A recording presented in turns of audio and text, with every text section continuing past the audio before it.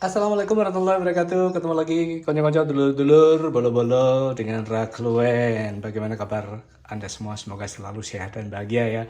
Alhamdulillah hari ini saya ada di dapur kembali dan ketika sedang asik menyerut singkong untuk dibuat gaplek, tiba-tiba muncul ide ini. Alangkah asiknya kalau sebagian dari serutan itu saya pakai untuk buat penganan yang lain, untuk buat camilan yang berbeda gitu ya. Ya sudah, langsung saja saya korupsi sebagian dari serutan singkong ini untuk membuat apa? Membuat keripik rambut. Spontan saja nama itu muncul dalam benak saya ketika melihat serutan yang seperti ini semacam rambut, tapi tidak ada ya, orang yang punya rambut seperti ini, nggak ada karena ini serutannya besar-besar ya. Tidak masalah, itu cuma nama ya. Keripik rambut. Bumbu yang saya pakai untuk membuat keripik rambut tentu saja saya samakan dengan ini ketika membuat ceriping. Tahu kan ceriping? Keripik singkong yang bulat-bulat itu, yang ala zaman dahulu kala. Kalau memang dibutuhkan saya akan membuat juga lain waktu. Ini ada kunyit khas ini, bumbu khas. Terus bawang putih secukupnya, kunyit secukupnya. Ada garam dan ini ketumbar. Ini saya pakai sebagian saja ya. Jadi nanti dikira ini dipakai semua. Terlalu getir nanti ya. Segini saja cukup. Yang penting ada rasa kunyitnya. Bawang dihancurkan dulu. Dikencet dulu seperti ini. Kalau mau diiris-iris ya sudah diiris-iris saja. Tapi saya tidak melakukan itu karena kelamaan. Kencet dulu. Ketika sudah remuk baru diulek. Termasuk kunyitnya juga digencet sampai remuk. Yang paling sulit dari bahan ini ketika penghalusan adalah ketumbar. Ketumbar itu bumbu yang paling rewel untuk dihaluskan. Tapi memang harus sabar. Dan sehalus-halusnya saya mengulek ini tetap saja nanti hasilnya tidak bisa sehalus tepung atau sehalus bahan-bahan yang lain. Tetap aja masih dalam bentuk serat-serat. Karena memang itulah karakteristik dari ketumbar. Ya, lebih kelihatan kalau saya ulek dalam posisi seperti ini.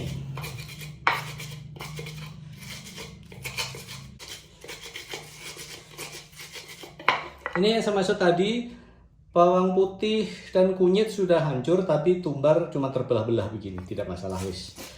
Tidak masalah karena sekali lagi untuk membuatnya menjadi hancur sehalus-halusnya tidak memungkinkan. Ya sudah, cukup segini. Sekarang saatnya saya mencampurkan bumbu yang sudah saya haluskan ini dengan singkong serut. Tidak perlu pakai air, tidak usah begini saja. Karena kalau pakai air nanti menggorengnya jadi terlalu lama.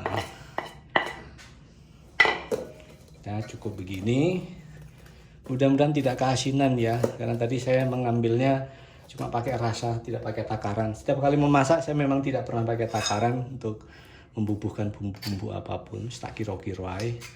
Boleh kurang ya ditambahi. Yang ditakutkan kalau kelebihan mau ditambah apa? Ditambah bahan lagi, belanja lagi nanti. Itu ya.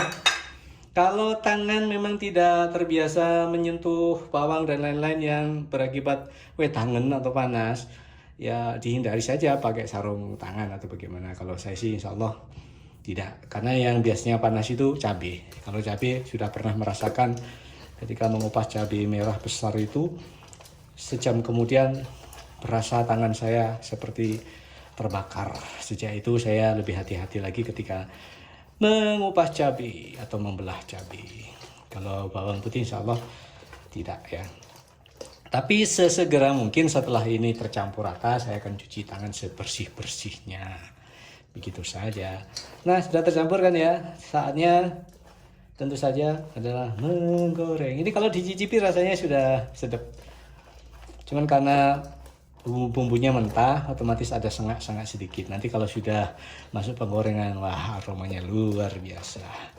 Sudah segini saja, sudah rata, bumbu-bumbunya sudah merata. Saatnya menggoreng. Saya tuangkan minyak goreng ke dalam wajan. Berapa banyak minyak yang dibutuhkan tergantung berapa banyak yang mau digoreng atau berapa banyak yang mau dicemplungkan dalam sekali menggoreng. Kalau minyaknya sedikit, otomatis mencemplungkan bahan keripik tadi juga harus sedikit. Kalau minyaknya banyak juga beli banyak. Cuman seperti itu perhitungannya. Kebetulan hari ini minyak saya tinggal tersisa seperti ini dan malas mau beli. Penting pakai segini saja sudah cukup. Tapi yang penting nanti saya mencemplungkan singkongnya harus sedikit demi sedikit. Begitu ya. Kalau terlalu banyak nanti malah nggak matang. Minyak sudah panas, sekarang saatnya saya mencemplungkan serutan singkong yang sudah berbumbu ini ke dalam wajan. Sedikit ya, sedikit-sedikit. Kenapa? Karena kalau terlalu banyak nanti tidak benar-benar matang sempurna, atau kalau terpaksa matang pun jadinya kemblingkingan. Kata orang Jawa kemblingkingan. Matang di luarnya tapi sebenarnya masih keras ketika digigit gitu ya. Nanti akan bisa merusak lidah, gusi dan gigi. Bismillahirrahmanirrahim, saya cemplungkan sedikit saja.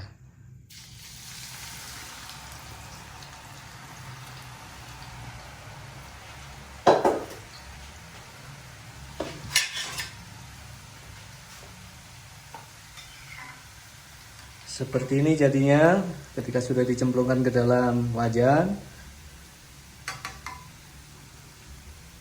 Sedikit-sedikit saja diurai agar nanti tetap bisa nyatu ya. Tidak hancur banget. Sudah pas ini takaran yang saya cemplungkan dengan jumlah minyak sudah sebanding. Cirinya apa? Bahan ini terapung. Nih, kalau saya gerak-gerakkan kelihatan banget kalau ini terapung.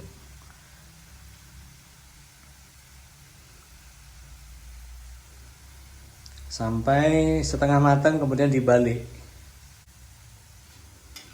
Sudah setengah kering ya, tadi saya bilangnya setengah matang. Ini saatnya saya membalik. Agak hancur memang tidak masalah, yang penting tetap dalam bentuk gumpalan.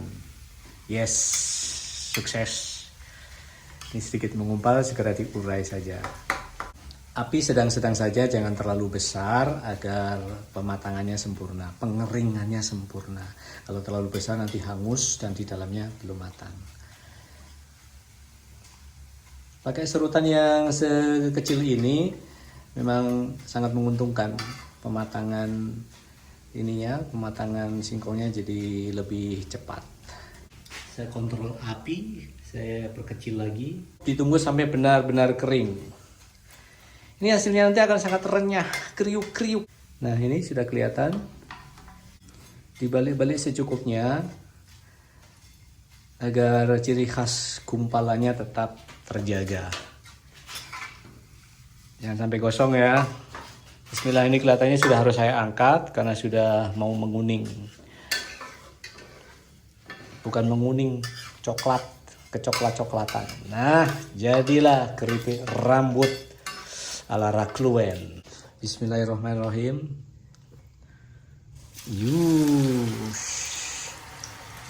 Sudah terapung membentuk bulatan. Saya balik dulu. Harusnya spatulanya lebih lebar agar ini tetap utuh ya. Ternyata yang saya pakai kecil ya, sudah biarkan agak remuk sedikit. Yes, oh enggak, utuh. Berhasil utuh, saya balik ternyata. Nanti saya akan coba menyeroknya secara utuh juga kalau mungkin. Bismillah, saya balik sekali lagi agar keringnya sempurna. Kemudian nanti akan saya angkat secara utuh. Semoga berhasil. Sudah cukup, ini keren banget rupanya, warnanya kekuning-kuningan. Saya angkat utuh, berhasil saudara. Keripik rambut berhasil saya angkat secara utuh. Inilah hasil dari keripik rambut ala Rakluen. Sudah berhasil saya buat yang utuh. Seperti ini, seperti lingkaran, tidak sempurna sih ya. Tapi yang pasti semuanya renyah ini, dari setiap bagian dari tengah sampai ke tepi semuanya renyah. Yang di bawah itu yang gagal tadi ya. Alhamdulillah selesai. Ayo dinikmati bareng-bareng. Yang di rumah bikin juga, saya di sini bikin juga, nanti kita nikmati bareng-bareng.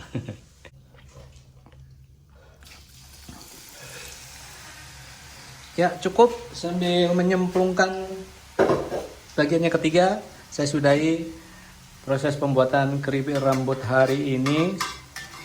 Semoga bermanfaat. Kalau ada yang mau praktik silakan. Ini tadi saya juga dadakan, spontan saja. Selamat mencoba. Semoga kita semua selalu sehat dan bahagia. Assalamualaikum warahmatullahi wabarakatuh. Dadah.